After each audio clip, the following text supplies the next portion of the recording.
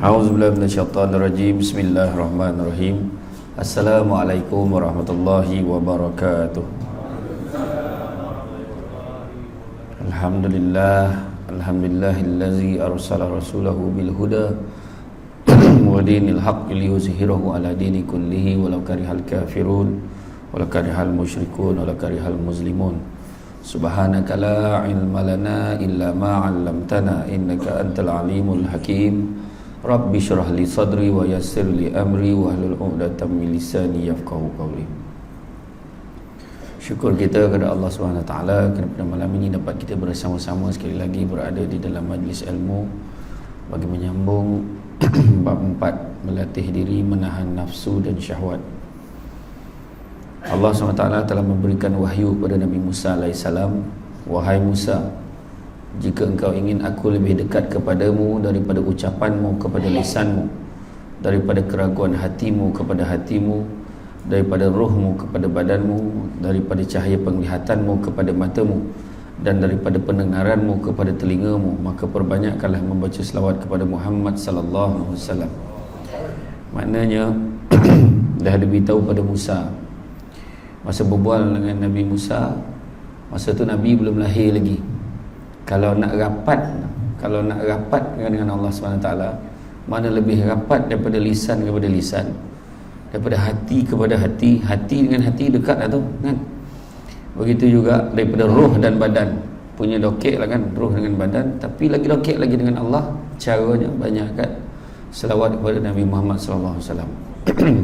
Nabi Musa pernah cakap dengan Allah telah bercakap, pernah bagi tahu pada Nabi Musa, wahai Musa, barang siapa yang mati nanti bertemu aku dan dia tidak beriman dengan Ahmad, nescaya akan aku masukkan dia ke dalam api neraka. Masa tu lagi Nabi Musa dah tanya, Ahmad ni siapa? Rupanya nama Nabi kita di langit dipanggil Ahmad, di dunia ni dia sebut Muhammad. Belum lahir lagi Nabi kita, special kan, dah disebut dah tentang kehebatan Nabi kita. Allah SWT telah berfirman, hendaklah tiap-tiap orang memerhatikan apa yang diusahakan untuk esok, untuk hari kiamat. Surah Al-Hashr ayat 18. Maknanya apa yang kita buat ni perhatikan. Apa juga kita buat, semua akan dihisapkan, dihitung, akan dipaparkan balik pada hari kiamat kelak. Jadi fikirlah apa yang kita buat hari ni, elok ke tak elok kan. Apa yang kita buat, apa kita cakap pasal orang, apa yang kita buat pada orang, kita naya orang, kita buat macam-macam kat orang kan. Jadi akhirnya akhirat besok akan dipertontonkan balik apa yang kita buat. Tak ada satu pun yang terlepas. Itu sebab kalau kesalahan kita dengan manusia ni, kalau boleh capek-capek lah selesaikan. Janganlah cari pasal dengan orang. Kau tak boleh baik dengan orang, jangan musuh dengan orang. Tak boleh baik dengan orang, jangan cari pasal dengan orang. Macam tu je kan. Hidup dah lah tak panjang cari pasal dengan orang je. Pendek napih mampu tak sampai minta maaf langsung kan, tak pasal lah kan. Ketahuilah wahai manusia, sesungguhnya nafsu yang memerintahkan kejahatan itu lebih memusuhimu daripada iblis. Syaitan hanyalah memperalat nafsu syahwat untuk menguasaimu. Janganlah engkau tertipu oleh nafsumu dengan segala angan-angan dan kepalsuan. Watak nafsu adalah merasa aman. Nafsu ni diajar kita rasa aman, rasa relax, rasa suka berlengah-lengah, bersuka-suka dan malas. Tu setan ni dia gunakan nafsu ni. Tu sebab salah satu cara kalau kita nak kalahkan nafsu ni, cara yang paling berkesan, ubat yang paling berkesan apa dia? Pernah waktu diciptakan nafsu tu, Allah Ta'ala tanya nafsu, wahai nafsu, kau siapa, aku siapa? Allah tanya pada nafsu, lepas nafsu tu diwujudkan, kau siapa, aku siapa? Nafsu jawab, aku, kau. Bayangkan punya berani dia jawab dengan Allah macam tu. Maka Allah Ta'ala masukkan dia dalam api selama 100 tahun. Lepas 100 tahun bawa keluar balik, sekarang aku tanya kau balik, kau siapa, aku siapa? Aku, kau dia. Masuk pula tempat sejuk 100 tahun. Lepas 100 tahun bawa keluar balik, tanya, aku siapa, kau siapa? Aku, kau. Kemudian Allah Ta'ala laparkan nafsu ni selama 100 tahun. Tak bagi dia makan apa dia makan jangan tanyalah, saya pun tak payah jawab tu, tapi dia tak diberi makan 100 tahun. Lepas tu bawa keluar balik, sekarang aku tanya kau siapa, aku siapa? Sesungguhnya aku nafsu dan kau Tuhanku. Mana nafsu ni kalah dengan lapar. Tu sebab kita disuruh puasa. Bab nafsu ni ubek satu ya puasa. Kan? Kan kalau bulan puasa tengok perempuan biasa taklah lalu mana tu. Harapan macam tu lah kan. Tapi kita hari pertama puasa sok tengoklah tak cukup jari. Pergi bazar Ramadan tak cukup jari. Mujur Allah Ta'ala bagi 10 jari. Kan itu tak cukup tu, tak cukup. Siap strategi hari pertama. Hari kedua macam tu ya boleh kan. Wahal banyak tak habis malam ni. Sebab nafsu. Kan? Kontrol lah. Watak nafsu merasa aman, kan? Berlengah-lengah, suka-suka dan malas. Setiap rayuannya adalah batil dan palsu belaka.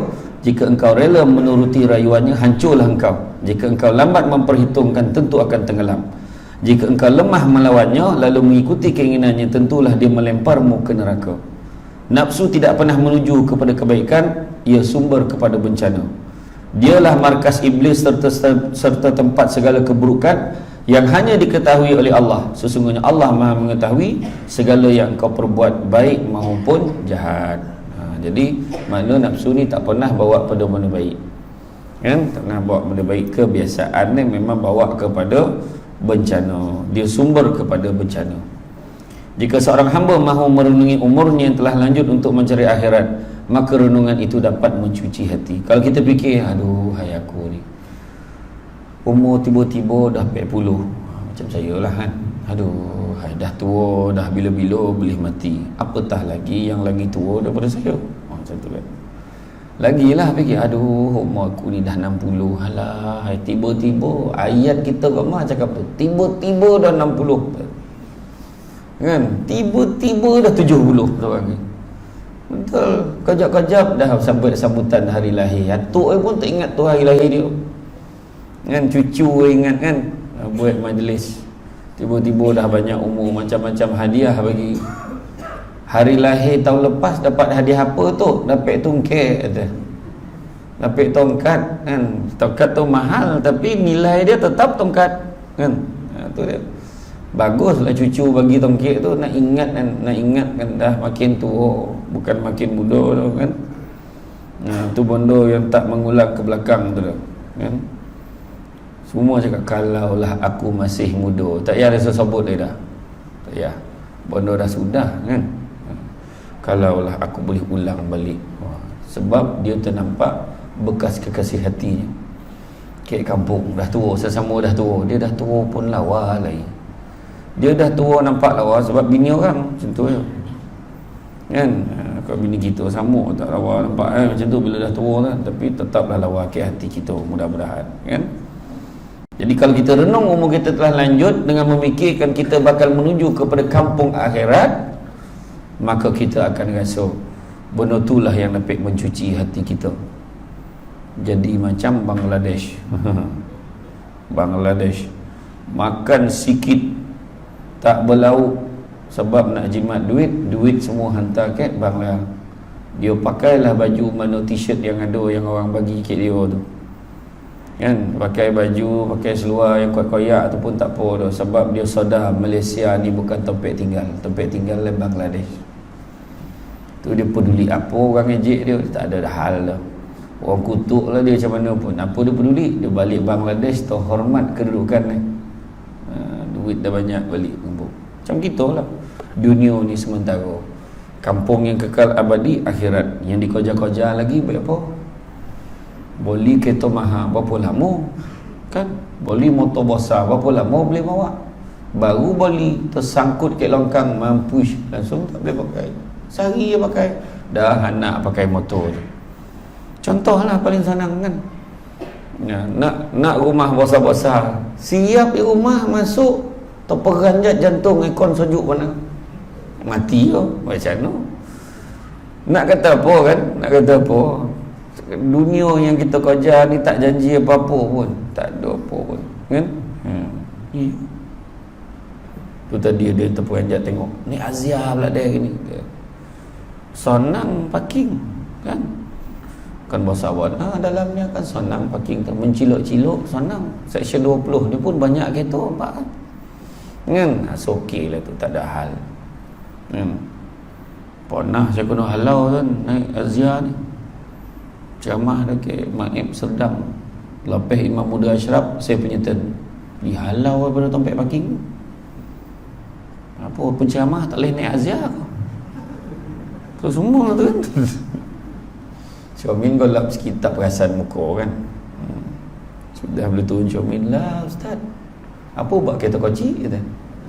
Saya pun jawab sebab minyak dan bukan kau bayar. Contoh saya jawab kan susah warna kan. Bukan payah warna jawab. Langkah penjimatan parking pun senang, topi-topi itu pun tak ada kacau orang. Kocik gitu kan. Bukannya naik 10 orang berdua okey lah naik kereta kocik kan. Contoh tu tadi saya lalu di kereta besar-besar anak-anak kan, saya ada kereta besar tu tapi tak ramah bawa anak tu kan, payah parking. Hari tu pun saya bawa sebab kereta tu tengah cat balik Sajun, banyak nak cala bala kan. Dah lah kocik, banyak lah cala, sian betul ceramah ni kan. Cat dah lah. Tak ada apa tu tu. Dunia semua tu. Jangan pening-pening kepala. Rumah kita ni rumah teres ya.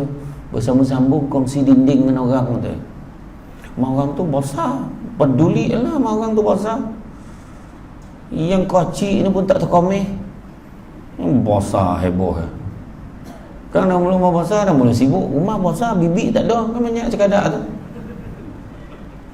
Rumah besar tak bersiram pokok. Yalah tak ada pokok, tak ya boleh nak ban. Macam-macam. Naik kereta Azia tu. Hantar servis. Baru 300. Cuba bawa BMW tu. Selamat datang. 2,000. Baru melambai tu. Belum tukar barang lagi. Kan? Jadi syukurlah dengan apa yang ada. Sahli koja-koja. Dia ni manusia jadi tak bersyukur sebab 3 perkara. Pertama, agama tengok apa orang ada daripada apa yang dia ada. Dia tengok orang ada, dia lupa apa dia ada ni. Tu dia jadi tak syukur tu. Kedua, sibuk tengok apa kelebihan orang sampai terlupa tengok orang yang lagi susah daripada kita. Tu pun jadi tak syukur juga. Ramai orang lagi susah daripada kita. Betul kita syukurlah dengan apa kita dah. Di belaki dia tidur berkoruh, berdongku, memokak contoh kan. Orang tu laki pun tak ada. Nak syukur dia laki tu. Oh memokak. Ada dia marah laki. Besok pagi tu senyap laki. Apa nak senyap mantu kan? Elok tak berdongku. Dah padam. Dah sampai time lah pokoknya masa berdongku yang last tu punya tahu tercokik mampu itu langsung habis last tu kan. Ada sedih sunyi dah bilik mak tak dengar bunyi abah kau mari kau bising kan. Lepas tu marah bini dia memokak menyampah dan malih balik rumah bising tu. Lepas tu bila bini dah tak ada balik dulu mak kau bising-bising pun masak untuk abah kau. Abah dah mula dah rasa tak? Bini orang perempuan ni bising tu normal. Orang perempuan kalau dia bising tu makna dia sihat. Macam tu je kan. Siapa susah kan. Hobi orang perempuan ke rumah berceramah walaupun tak ada tajuk. Jadi biar dia cakap kan. Sah kita paning-paning kepala senyum je. Tu hiburan kat dia tu. Biar dia puas hati dia pergi cakap. Kita ni pula kat rumah diam je tengok TV tu. Sebab sedih dalam hidup tu, dalam rumah tu. Relax lah. Bila bini bising, abang ni ya deh. Kan dia tidur kan senyap deh. Orang perempuan bising paling lama pun 4 minit. Lepas tu dia ke dapur minum air, haus dia baru dia sambung balik. Maknanya sambung tetap sambung kan. Kan? Berfikir sesaat lebih baik daripada beribadah setahun. Jadi fikir tentang usia kita ni yang akan habis tu lebih baik. Kita fikir kan Nabi sebut orang yang paling cerdik adalah orang yang sedar dia akan mati dan bersedia dengan kematiannya. Tu orang paling cerdik. Ini sadar tak akan mati? Sadar. 3 kali dah masuk hospital, dek, jantung terberhenti tiba-tiba. Tak sadar. Macam tu untuk orang tu. Macam tu ni bah cerita tak elok pasal orang. Tu kena fikir. 3 kali terperanjat ke rumah. Apa kena bang? Ambil duduk. tak tahulah, nak mati pun nak dah rasa. Tapi tengok dia tu, okey dah, okey. Allah Peden benar-benar bono nak cerita. Sambung cerita. Dan tak puas hati betul dengan tuan ni. Kenapa? Itulah jiran kita tu. Kenapa? Kau orang tak ada naik pangkat. Elok lah tu. Kau tak tahu. Dia jilat orang atas tu. Tu yang naik pangkat tu. Oh, sedap kau bawa cerita kan. Tu semua tu. Kau nak jawab tu. Kita fitnah-fitnah orang cerita pasal orang. Demikian dalam tafsir Abu Laits, maka sayugia bagi orang yang berakal segera bertaubat atas dosa yang telah lalu dan memikirkan akan bekal mencapai keselamatan di akhirat. Dia memutuskan angan-angan keduniaan, segera bertaubat, mengingati Allah, meninggalkan larangan-larangannya, sabar menahan nafsu dan tidak memperturutkan keinginan syahwat. Ingat, nafsu adalah berhala. Barang siapa menuruti nafsu seperti menyembah berhala. Orang yang menyembah Allah, dialah yang mampu menahan nafsunya. Ingat tak kisah Abu Bakar Al-Miski? Abu Bakar Al-Miski ni memang top lah cerita ni. Kisah ni biasalah disampaikan. Abu Bakar ni dia kuat keimanan kepada Allah Ta'ala. Sampaikan orang berbincang lah, memang tak ada siapa boleh mengganggu gugat keimanan dia. Maka berbincang lah, ada kisah tu dikisahkan bagaimana beberapa orang pelacur berbincang. Kalau siapa dapat goda dia memang hebat lah. Aku tak percaya lah bak ni aku pergi goda dia. Bak aku pergi ganggu pemikiran tu, keimanan tu. Dia pun datang lah, macam dia pergi rumah dia, dikunci pintu rumah tu, nak dipolok oleh Abu Bakar Al-Miski ni.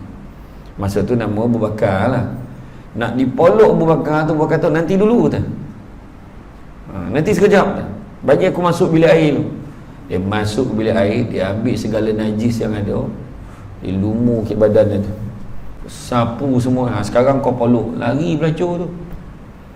Semenjak daripada itulah Allah Ta'ala anugerahkan kepada Abu Bakar Al-Miski tu. Al-Miski tu maksud dia kasturi. Bau badan dia wangi macam haruman kasturi, tanpa perlu dia pakai one drop perfume.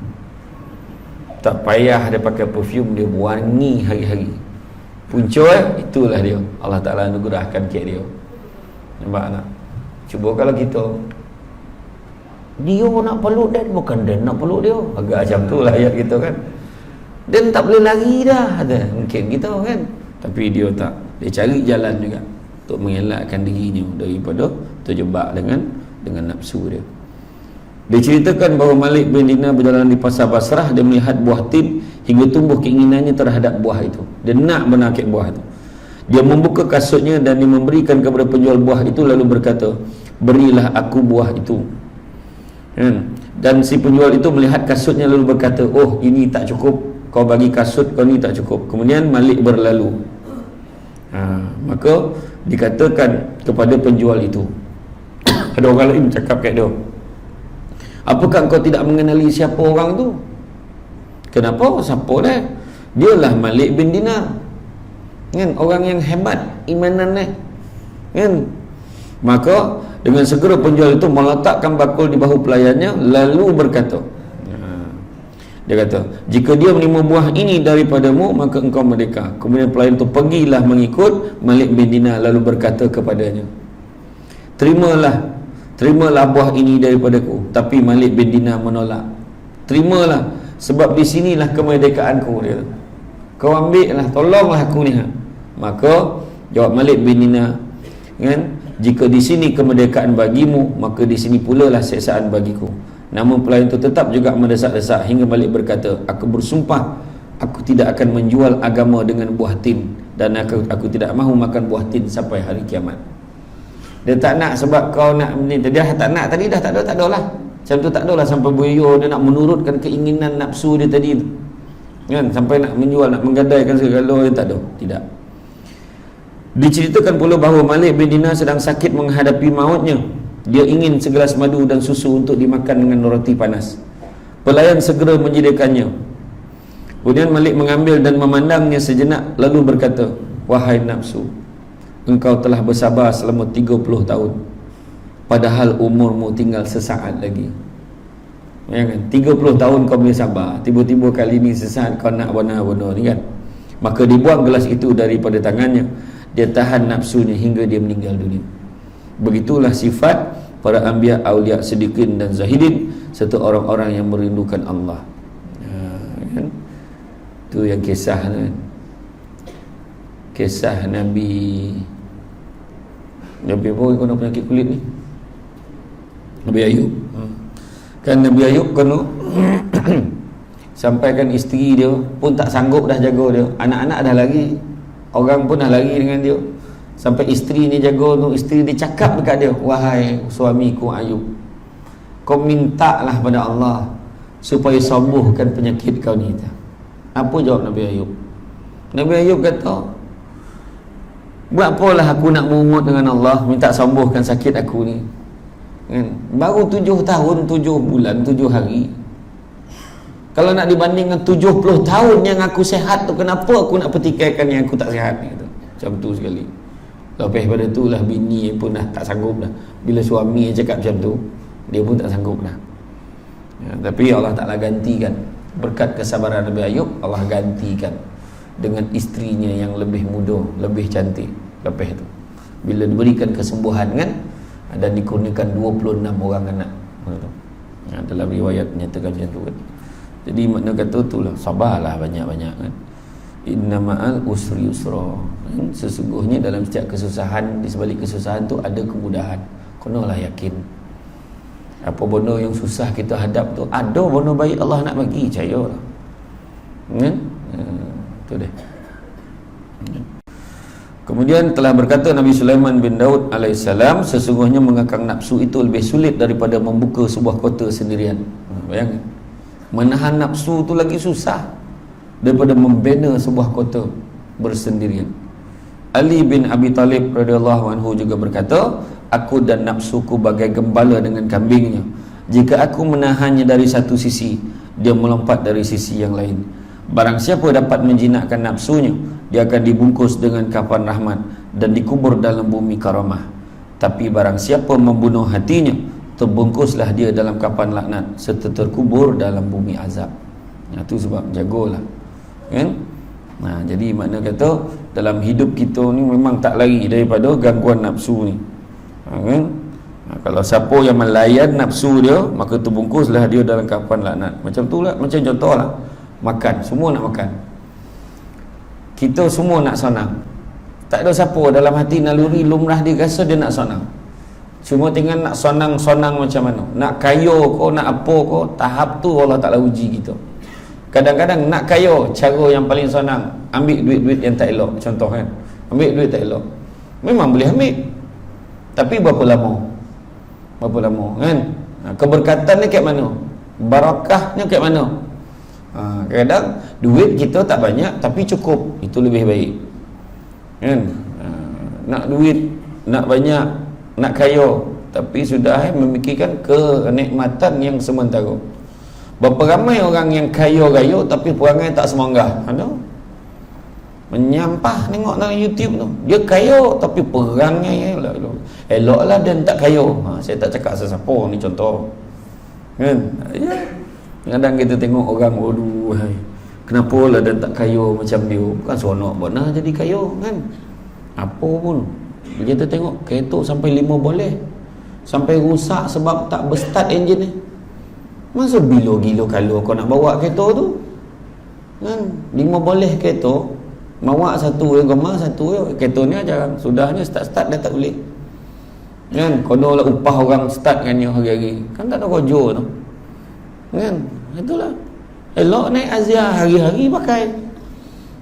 Azia kat contoh kan, senang kan. Ya, kadang itulah ada orang kaya yang ingat Allah tu bertuah betul.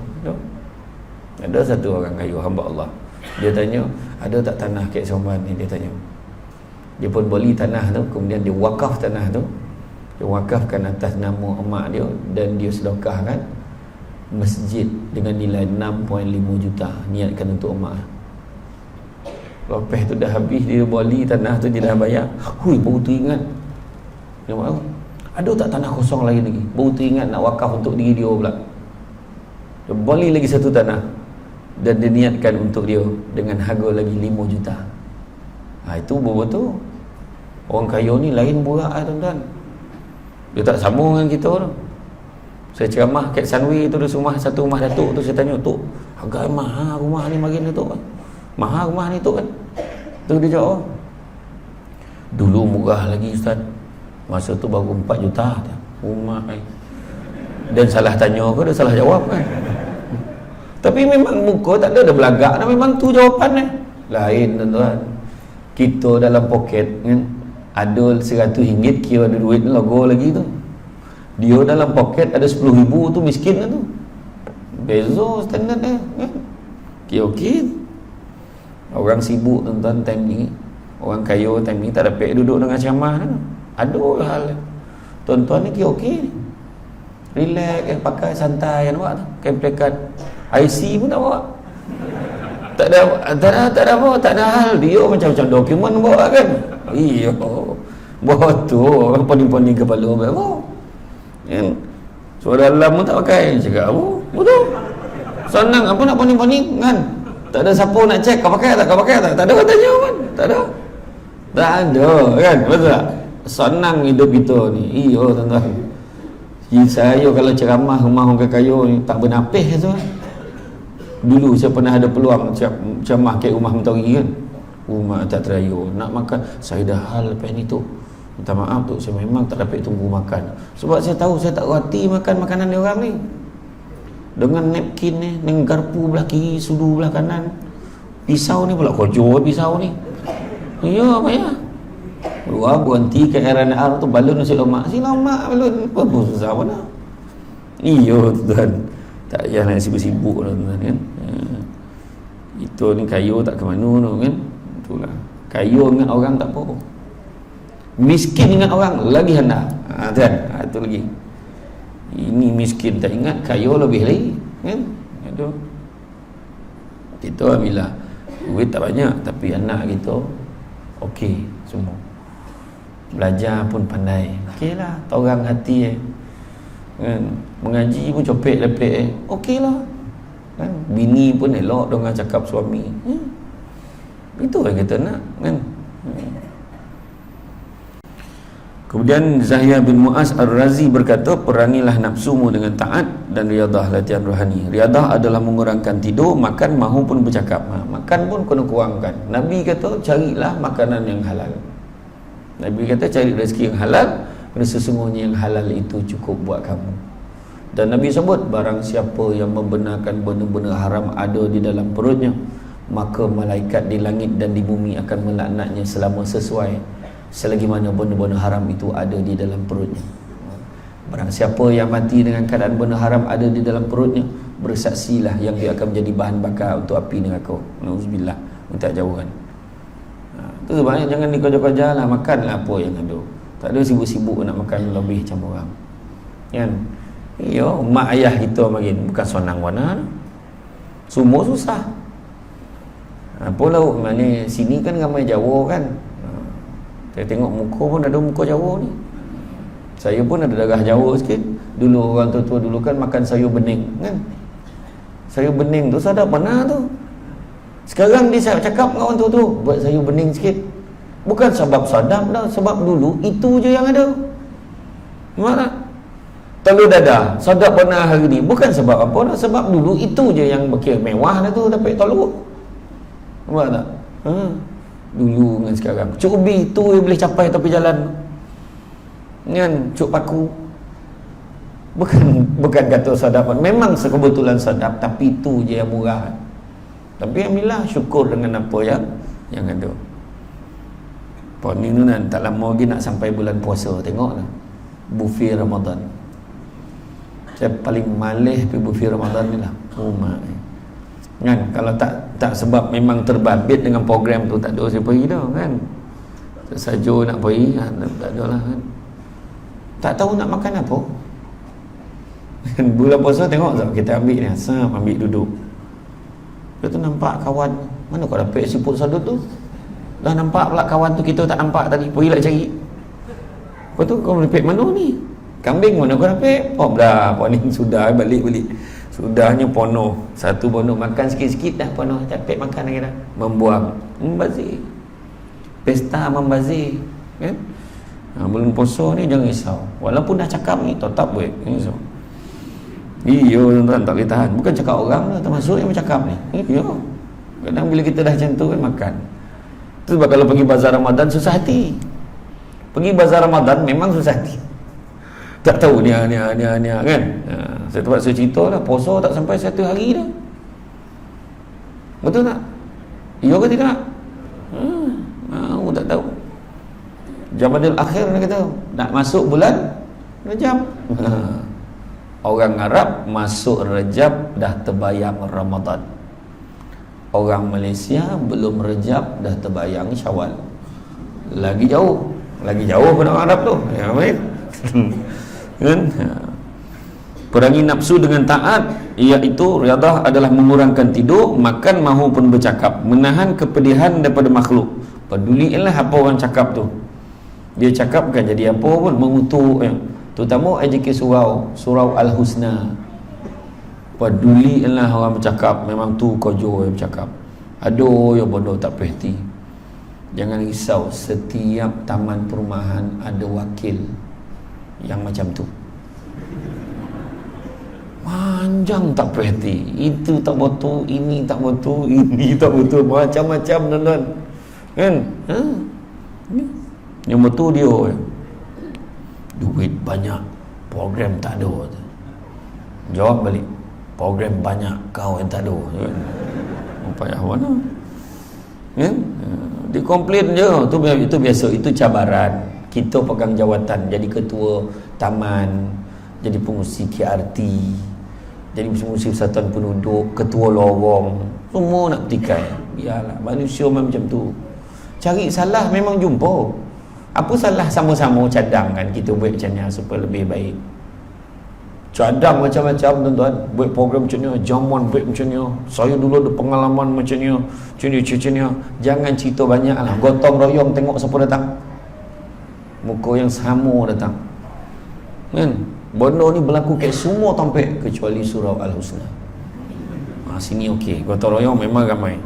Sini gotong royong lagi ramai pada jemaah subuh. Okey.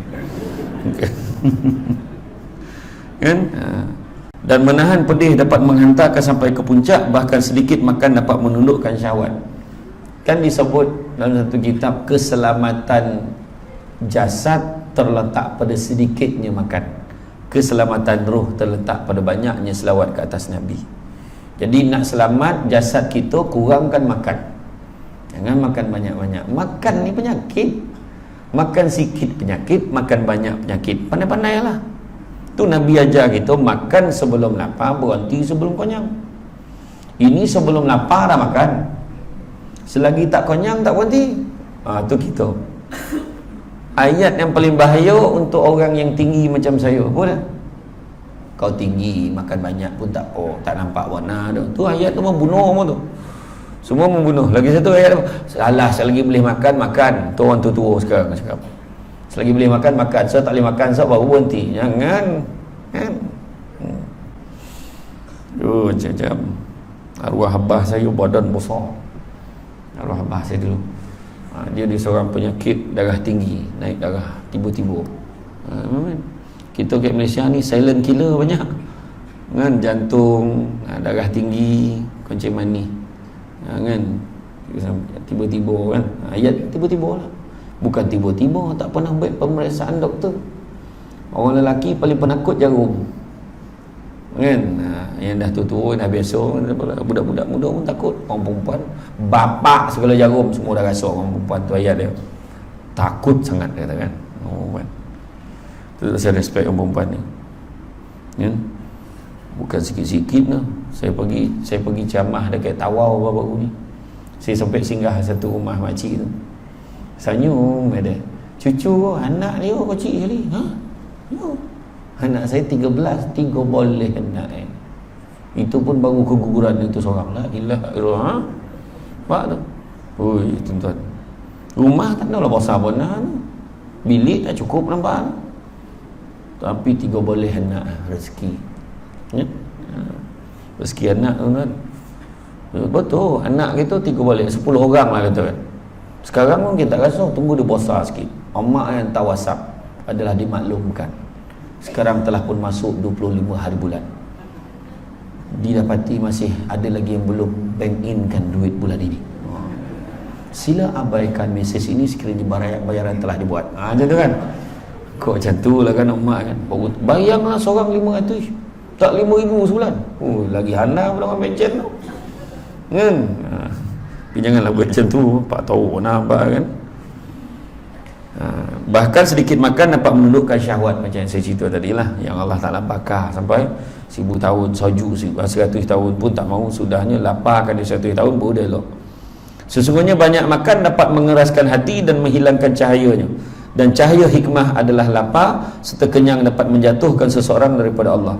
Sesungguhnya Rasulullah SAW telah bersabda, terangkanlah hatimu dengan lapar, perangilah nafsumu dengan lapar dan haus, serta sentiasalah mengetuk pintu syurga dengan lapar. Sesungguhnya pahala demikian itu bagaikan pahala pahlawan membela agama Allah, dan sesungguhnya tidak ada amal yang lebih disukai oleh Allah daripada lapar dan haus. Tidak akan masuk ke kerajaan langit seseorang yang memenuhi perutnya dan kehilangan lazatnya beribadah. Memang saja dia suruh kita makan banyak-banyak, setan kau makan lagi, sebab lepas tu senang nak jaga kita ni, suruh tersandar ke rumah tu supaya payah nak bangun pergi semayang. Lepas maghrib bini kita masak tolu, masak kicap, letak pula ikan kerisi goreng, campur pula dengan sup paku, cocah dengan sambal belacan. Bertambah makan. Lepas maghrib tersandar kan, tersandar tahu, aduh macam mana lah nak pergi surau ni, dah tak pergi surau kan. Lepas tu dah mula lah, masuk hari kedua tak pergi lagi, sudahnya dah dilazimkan tak pergi, tu yang jadi korehkan hati kita kan. Telah berkata Abu Bakar Siddiq radhiyallahu anhu, aku pernah kenyang semenjak aku masuk Islam, agar aku temukan lazatnya beribadah kepada Tuhanku, dan aku tidak pernah minum puas semenjak masuk Islam kerana rindu berjumpa dengan Tuhanku. Ini kerana jika banyak makan akan sedikit beribadah. Sesungguhnya jika orang banyak makan, beratlah badannya, mengantuk dan lemahlah anggota badannya, sehingga tidak membuahkan sesuatu. Dia tidur melulu bagaikan bangkai terbuang. Demikianlah dalam kitab Minhajul Abidin kan? Kepada Luqman Al-Hakim, dia berkata kepada puteranya, janganlah engkau banyak tidur dan makan, barang siapa memperbanyakkan kedua-duanya pada hari kiamat, dia akan miskin amal soleh. Ini tersebut dalam kitab Maniyatul Mufti. Nak azan dulu kau? Tak jauh dah pun, tapi azan dulu ya.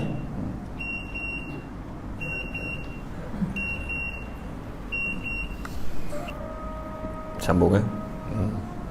Maka Rasulullah SAW bersabda, janganlah engkau membunuh hati dengan banyak makan dan tidur. Sesungguhnya hati akan mati bagaikan tanaman jika tergenang air. Terlampau banyak nak makan dan minum kan. Orang-orang soleh mentafsirkan perut ibarat kuali di bawah hati. Ibarat kuali di bawah hati, jika terisi banyak akan menggenangi hati sehingga menjadi kotor dan hitam. Di samping itu, banyak makan dapat mengurangkan kecerdasan dalam mencari ilmu. Dia jadi macam slow bila makan banyak mana. Bulan puasa lah paling senang kalau kita nak menghafal 80 surah. Laju sikit lah, sebab penumpuan yang kurang. Kalau makan kan tiba-tiba dah sikit perut pula, macam-macam kan. Lepas tu jadi ngantuk pula. Itu satu hal. Diceritakan daripada Yahya bin Zakaria alaihissalam, dia melihat iblis membawa beberapa tali. Kemudian dia bertanya, apa itu? Iblis menjawab, inilah syahwat. Dengan ini aku akan ikat anak cucu Adam. Yahya alaihissalam bertanya lagi, apakah pernah engkau mengikatku dengan itu? Iblis menjawab, tidak. Hanya pada satu malam engkau makan sampai kenyang, karenanya aku beratkan engkau melakukan solat. Kemudian Yahya alaihissalam berkata, sesungguhnya setelah kejadian itu aku tidak akan makan sampai kenyang selama-lamanya. Demikianlah orang yang tidak pernah kenyang selama hidupnya kecuali satu malam.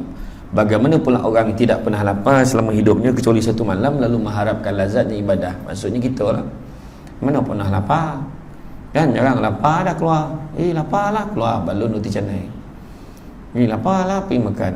Tapi orang ni tak kan, macam Nabi Yahya ni tak ada, tak dapat dah kan? Dia satu malam je yang dia terkenyang, satu malam, maka diberatkan dia untuk beribadah. Diceritakan juga daripada Yahya bin Zakaria alaihissalam, pernah satu kali dia kekenyangan makan gandum.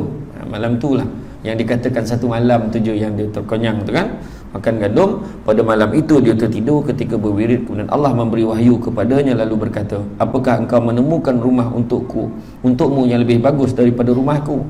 Apakah engkau menemukan teman yang lebih baik daripada berteman denganku demi kemuliaan dan keagunganku? Jika engkau melihat syurga Firdaus lalu melihat neraka Jahannam, pastinya engkau akan menangis, mengeluarkan nanah sebagai ganti air mata, dan engkau akan memakai besi bagi menggantikan kain. Mana kalau dia tengok keadaan tu, maka dia tak ada nak konyang-konyang, dia takkan buang masa dah dengan benda-benda lain. Itu yang orang yang menangis atas dunia ni, insya-Allah dapatlah dia insurans untuk perlindungan dia akhirat, so tak disambar oleh api neraka.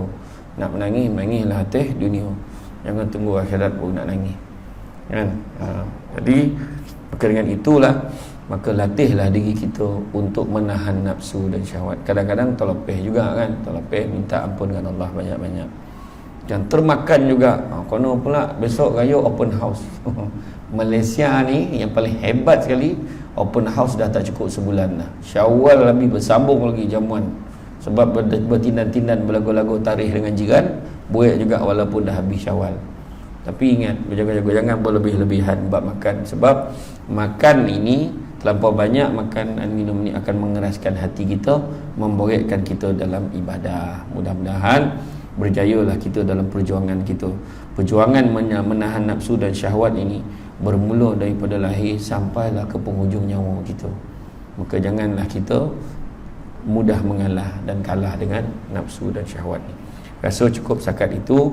Terima kasih banyak di atas kesudian pihak surau menerima saya pada malam ini. Mudah-mudahan di lain kesempatan kita bertemu lagi. Seronok lawa surau ni. Lawa surau. Jadi tuan-tuan, rugi kalau surau dah lawa tak datang. Datang ramai-ramai. Imarahkan surau ni. Di taman-taman perumahan ni, insya-Allah saya rasa tak ada masalah. Subuh pun lebih 3 saf, insya-Allah. Kan? Ya tak? Ya, okey. Alhamdulillah. Mudah-mudahan ni yang kata kempen. Kempen untuk kita solat jemaah. Jadi saya minta maaf banyak salah silap, terkasar bahasa dan sebagainya. Sesungguhnya baik itu datang dari Allah SWT. Mana kurang itu punca dan kelemahan saya sebagai manusia biasa. Hakikatnya semua dari Allah juga. Pokok sekayu daun selasih. Thank you, terima kasih. Assalamualaikum warahmatullahi wabarakatuh.